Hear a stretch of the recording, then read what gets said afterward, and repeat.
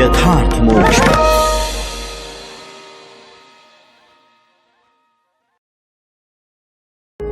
यथार्थ मोक्ष प्रस्तुत कर रहा है अतुल्य संपूर्ण महाभारत। श्री महाभारतम भीष्मवध पर्व 86वां अध्याय। भीष्म और युधिष्ठिर का युद्ध। धृष्टद्युम्न और सात्यकी के साथ विंद और अनुविंद का संग्राम। द्रोण आदि का पराक्रम और 7वें दिन के युद्ध की समाप्ति। संजय कहते हैं, राजन, रथहीन हुए अपने यशस्वी भाई चित्रसेन के पास जाकर आपके पुत्र विकर्ण ने उसे अपने रथ पर चढ़ा लिया। जब इस प्रकार भयंकर और घमासान युद्ध होने लगा, उसी समय शांतनु नंदन भीष्म ने तुरंत ही राजा युधिष्ठिर पर धावा किया। यह देख सृंजय वीर रथ, हाथी और घोड़ों सहित कांप उठे। उन्होंने युधिष्ठिर को मौत के मुख में पड़ा हुआ ही समझा। कुरुनंदन, राजा युधिष्ठिर भी नकुल और सहदेव के साथ महाधनुर्धर पुरुष सिंह शांतनु नंदन भीष्म का सामना करने के लिए आगे बढ़े। जैसे मेघ सूर्य को ढक लेता है, उसी प्रकार युद्ध स्थल में हजारों बाणों की वर्षा करते हुए पांडुपुत्र युधिष्ठिर ने भीष्म को आच्छादित कर दिया। आर्य उनके द्वारा अच्छी तरह चलाए हुए सैकड़ों और हजारों बाणों के समूह को गंगानंदन भीष्म ने ग्रहण कर लिया। आर्य इसी प्रकार भीष्म के चलाए हुए बाण समूह भी आकाश में पक्षियों के झुंड के समान दिखाई देने लगे। शांतनु नंदन भीष्म ने युद्ध स्थल में आधे निमेष में ही पृथक पृथक बाणों का जाल सा बिछाकर कुंती नंदन युधिष्ठिर को अदृश्य कर दिया। तब क्रोध में भरे हुए राजा युधिष्ठिर ने कुरुवंशी महात्मा भीष्म पर विषधर सर्प के समान नाराज का प्रहार किया। राजन, परंतु महारथी भीष्म ने युधिष्ठिर के धनुष से छूटे हुए उस नाराज को अपने पास पहुंचने से पहले ही समरभूमि में शूर्पणखा द्वारा काट गिराया। इस प्रकार रणभूमि में काल के समान भयंकर उस नाराज को काटकर भीष्म ने कौरवराज युधिष्ठिर के सुवर्ण भूषणों से युक्त घोड़ों को मार डाला। घोड़ों के मारे जाने पर भी उसी रथ में खड़े हुए धर्मराज युधिष्ठिर ने भीष्म पर शक्ति चलाई। कालपाश के समान तीखी एवं भयंकर उस शक्ति को सहसा अपनी ओर आती देख भीष्म ने झुकी हुई गांठ वाले बाणों द्वारा उसे रणभूमि में काट गिराया। तदनंतर जिसके घोड़े मारे गए थे, उस रथ को त्याग कर धर्मपुत्र युधिष्ठिर तुरंत ही महामना नकुल के रथ पर आरूढ़ हो गए। उस समय रण क्षेत्र में नकुल और सहदेव को पाकर शत्रु नगरी पर विजय पाने वाले भीष्म ने अत्यंत कुपित हो उन्हें बाणों से आच्छादित कर दिया। महाराज, नकुल और सहदेव को भीष्म के बाणों से अत्यंत पीड़ित देख युधिष्ठिर अपने मन में भीष्म के वध की इच्छा लेकर गहन विचार करने लगे। तदनंतर युधिष्ठिर ने अपने वशवर्ती नरेशों तथा सुहृद गणों को यह आदेश दिया कि सब लोग मिलकर शांतनु नंदन भीष्म को मार डालो। तब कुंती पुत्र युधिष्ठिर का यह कथन सुनकर समस्त राजाओं ने विशाल रथ समूह के द्वारा पितामह भीष्म को चारों ओर से घेर लिया। राजन, सब ओर से घिरे हुए आपके ताऊ देवव्रत सब महारथियों को धराशायी करते हुए अपने धनुष के द्वारा क्रीड़ा करने लगे। जैसे सिंह का बच्चा वन के भीतर मृगों के झुंड में घुसकर खेल कर रहा हो, उसी प्रकार कुंती कुमारों ने युद्ध में विचरते हुए कुरुवंशी भीष्म को वहां देखा। महाराज, वे रणभूमि में वीरों को डांटते और बाणों के द्वारा उन्हें त्रास देते थे। जैसे मृगों के समूह सिंह को देखकर डर जाते हैं, उसी प्रकार सब राजा भीष्म को देखकर भयभीत हो गए। जैसे वायु की सहायता से घास फूस को जलाने की इच्छा वाली अग्नि अत्यंत प्रज्वलित हो उठती है, उसी प्रकार भरतवंश के सिंह भीष्म के स्वरूप को रणक्षेत्र में क्षत्रियों ने अत्यंत तेजस्वी देखा। भीष्म उस युद्ध स्थल में रथियों के मस्तक काट काट कर उसी प्रकार गिराने लगे जैसे कोई कुशल मनुष्य ताड़ के वृक्षों से पके हुए फलों को गिरा रहा हो। महाराज, भूतल पर पटापट गिरते हुए मस्तकों का आकाश से पृथ्वी पर पड़ने वाले पत्थरों के समान भयंकर शब्द हो रहा था। उस भयानक तुमुल युद्ध के होते समय सभी सेनाओं का आपस में भारी संघर्ष हो गया। उन सब का व्यूह भंग हो जाने पर भी संपूर्ण क्षत्रिय परस्पर एक एक को ललकारते हुए युद्ध के लिए डटे ही रहे। शिखंडी भरतवंश के पितामह भीष्म के पास पहुंचकर उनकी ओर बड़े वेग से दौड़ा और बोला, खड़ा रहे, खड़ा रहे।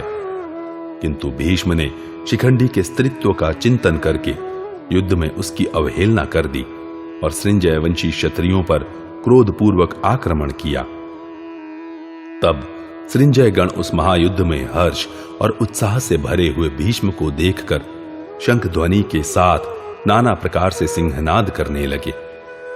प्रभु, जब सूर्य पश्चिम दिशा में ढलने लगे उस समय युद्ध का रूप और भी भयंकर हो गया। रथ से रथ और हाथी से हाथी भिड़ गए। पांचाल राजकुमार धृष्टद्युम्न तथा महारथी सात्यकी, ये दोनों शक्ति और तोमरों की वर्षा से कौरव सेना को अत्यंत पीड़ा देने लगे। राजन, उन दोनों ने युद्ध में अनेक प्रकार के अस्त्र शस्त्रों द्वारा आपके सैनिकों का संहार करना आरंभ किया। भरत श्रेष्ठ, उनके द्वारा समर में मारे जाते हुए आपके सैनिक युद्ध विषयक श्रेष्ठ बुद्धि का सहारा लेकर ही संग्राम छोड़कर भाग नहीं रहे थे। आपके योद्धा भी रणक्षेत्र में पूर्ण उत्साह के साथ शत्रुओं का संहार करते थे। राजन, महामना धृष्टद्युम्न सम्रांगण में जब आपके योद्धाओं का वध कर रहे थे उस समय उन महामनस्वी वीरों का आर्त क्रंदन बड़े जोर से सुनाई देता था। आपके सैनिकों का वह घोर आर्तनाद सुनकर अवंती के राजकुमार विंद और अनुविंद धृष्टद्युम्न का सामना करने के लिए उपस्थित हुए। उन दोनों महारथियों ने बड़ी उतावली के साथ धृष्टद्युम्न के घोड़ों को मारकर उन्हें भी अपने बाणों की वर्षा से ढक दिया। तब महाबली धृष्टद्युम्न तुरंत ही अपने रथ से कूदकर महामना सात्यकी के रथ पर शीघ्रता पूर्वक चढ़ गए। तदनंतर विशाल सेना से घिरे हुए राजा युधिष्ठिर ने शत्रुओं को तपाने वाले और क्रोध में भरे हुए विंद और अनुविंद पर आक्रमण किया। आर्य, इसी प्रकार आपका पुत्र दुर्योधन भी संपूर्ण उद्योग से समरभूमि में विंद और अनुविंद की रक्षा के लिए उन्हें सब ओर से घेर कर खड़ा हो गया।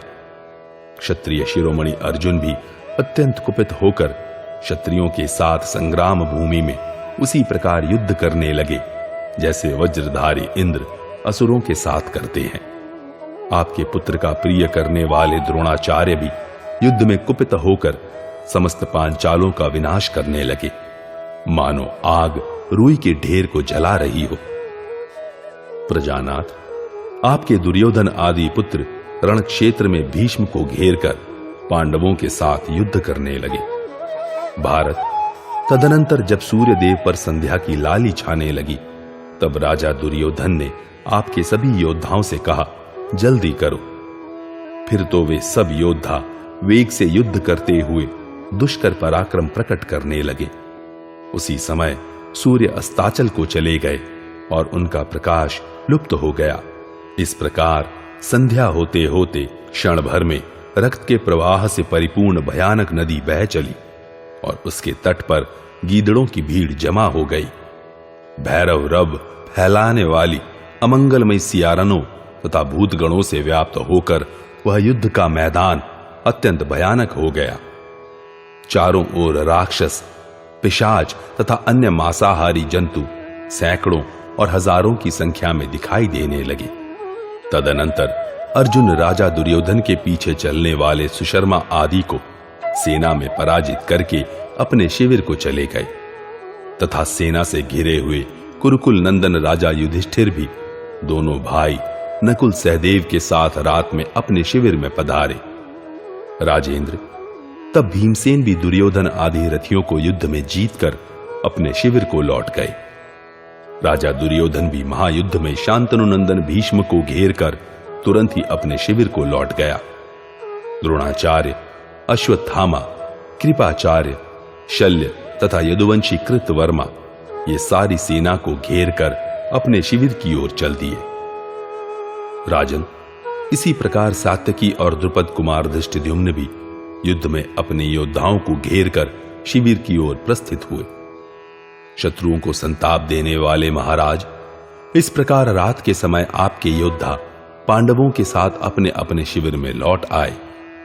महाराज, तत्पश्चात पांडव तथा कौरव अपने शिविर में जाकर आपस में एक दूसरे की प्रशंसा करते हुए विश्राम करने लगे।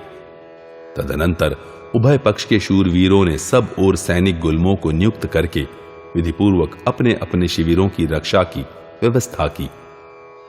फिर अपने शरीर से बाणों को निकालकर भांति भांति के जल से स्नान करके स्वस्ति वाचन कराने के अनंतर बंदी जनों के मुख से अपनी स्तुति सुनते हुए वे सभी यशस्वी वीर गीत और वाद्यों के शब्दों से क्रीड़ा विनोद करने लगे। 2 घड़ी तक वहां का सब कुछ स्वर्ग सदृश जान पड़ा। उस समय वहां महारथियों ने युद्ध की कोई बातचीत नहीं की। नरेश्वर, जिनमें हाथी और घोड़ों की अधिकता थी, उन दोनों पक्ष की सेनाओं में सब लोग परिश्रम से चूर चूर हो रहे थे। रात के समय जब दोनों सेनाएं सो गई, उस समय वे देखने योग्य हो गई। इस प्रकार श्री महाभारत भीष्म पर्व के अंतर्गत भीष्मवध पर्व में 7वें दिन के युद्ध का विराम विषयक 86वां अध्याय पूरा हुआ। 87वां अध्याय 8वें दिन व्यूवध कौरव पांडव सेनाओं की रणयात्रा और उनका परस्पर घमासान युद्ध। संजय कहते हैं, राजन, नरेश्वर कौरव और पांडव निद्रा सुख का अनुभव करके वह रात बिताकर पुनः युद्ध के लिए निकले। महाराज, वे दोनों सेनाएं जब युद्ध के लिए शिविर से बाहर निकलने लगी, उस समय संग्राम भूमि में महासागर की गर्जना के समान महान घोष होने लगा। नरेश्वर, तत्पश्चात राजा दुर्योधन, चित्रसेन, विवंचति, रथियों में श्रेष्ठ भीष्म तथा द्रोणाचार्य, ये सब संगठित एवं सावधान होकर पांडवों से युद्ध करने के लिए कवच बांधकर कौरवों के विशाल सैन्य की व्यूह रचना करने लगे।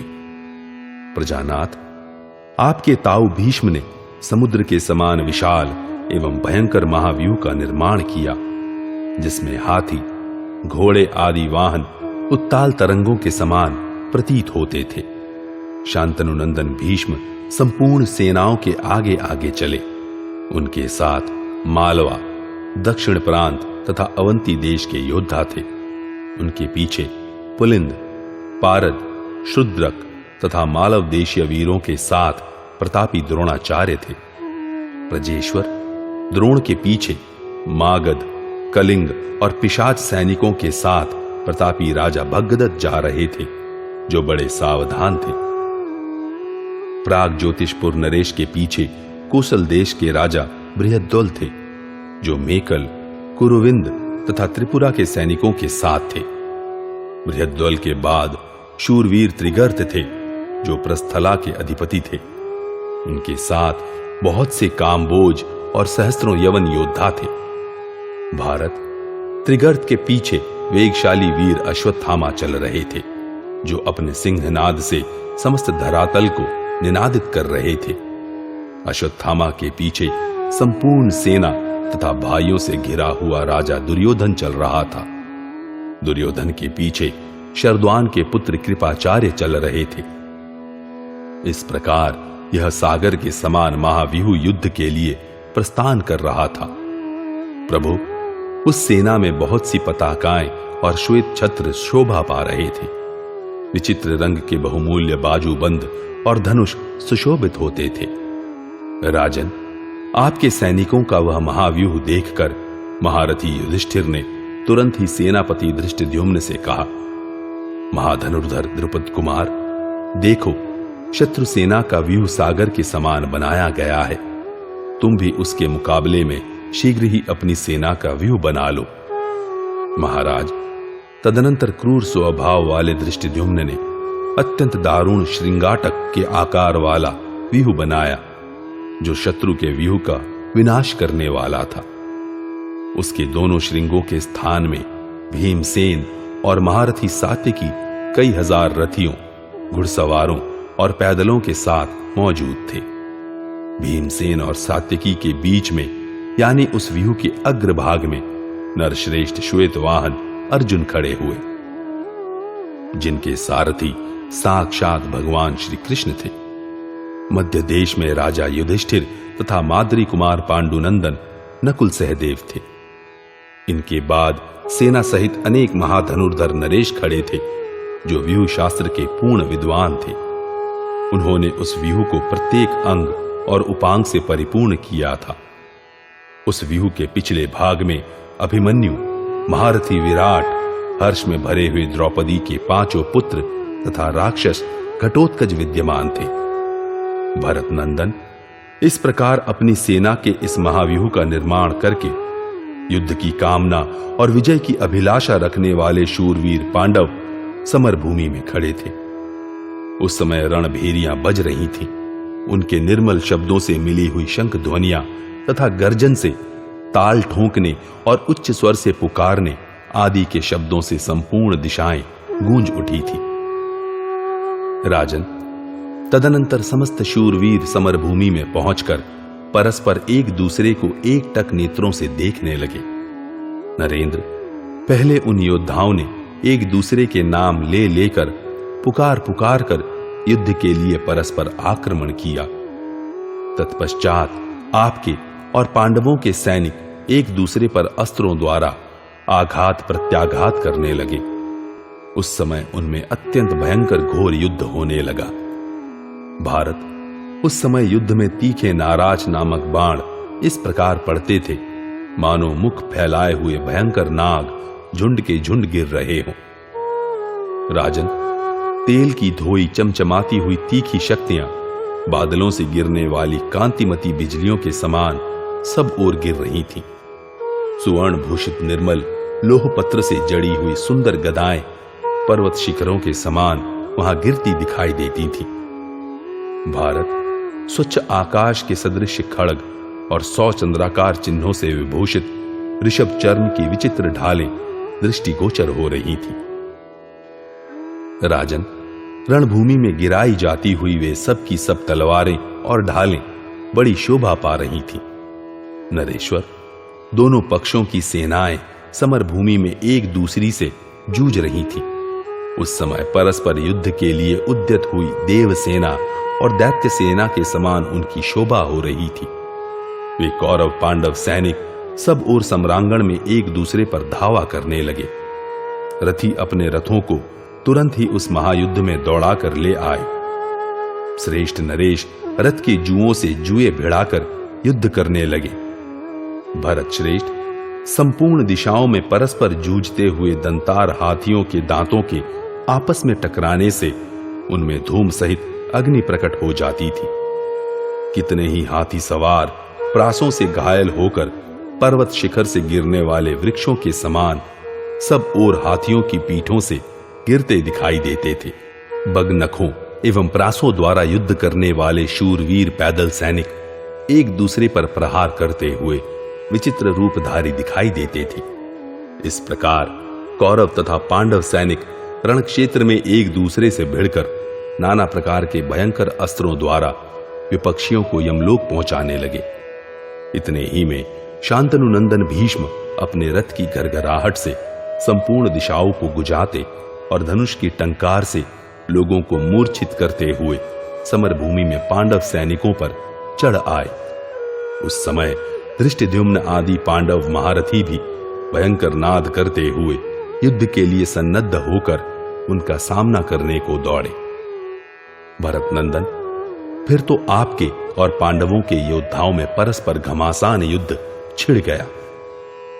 पैदल, घुड़सवार, रथी और हाथी एक दूसरे से कुंद गए। इस प्रकार श्री महाभारत भीष्म पर्व के अंतर्गत भीष्मवध पर्व में 8वें दिन के युद्ध से संबंध रखने वाला 87वां अध्याय पूरा हुआ। 88वां अध्याय भीष्म का पराक्रम, भीमसेन के द्वारा धृतराष्ट्र के 8 पुत्रों का वध तथा दुर्योधन और भीष्म की युद्ध विषयक बातचीत। संजय कहते हैं, राजन, जैसे तपते हुए सूर्य की ओर देखना कठिन होता है, उसी प्रकार जब भीष्म उस समर भूमि में कुपित हो सब ओर अपना प्रताप प्रकट करने लगे, उस समय पांडव सैनिक उनकी ओर देख न सके। तदनंतर धर्मपुत्र युधिष्ठिर की आज्ञा से समस्त सेनाएं गंगानंदन भीष्म पर टूट पड़ी, जो अपने तीखे बाणों से पांडव सेना का मर्दन कर रहे थे। युद्ध की स्पृहा रखने वाले भीष्म अपने बाणों के द्वारा सोमक, सृंजय और पांचाल महाधनुर्धरों को रणभूमि में गिराने लगे। भीष्म के द्वारा घायल किए जाते हुए वे सोमक और पांचाल भी मृत्यु का भय छोड़कर तुरंत भीष्म पर ही टूट पड़े। राजन, वीर शांतनु नंदन भीष्म उस युद्ध के मैदान में सहसा उन रथियों की भुजाओं और मस्तकों को काट काट कर गिराने लगे। आपके ताऊ देवव्रत ने बहुत से रथियों को रथहीन कर दिया। घोड़ों से घुड़सवारों के मस्तक कट कट कर गिरने लगे।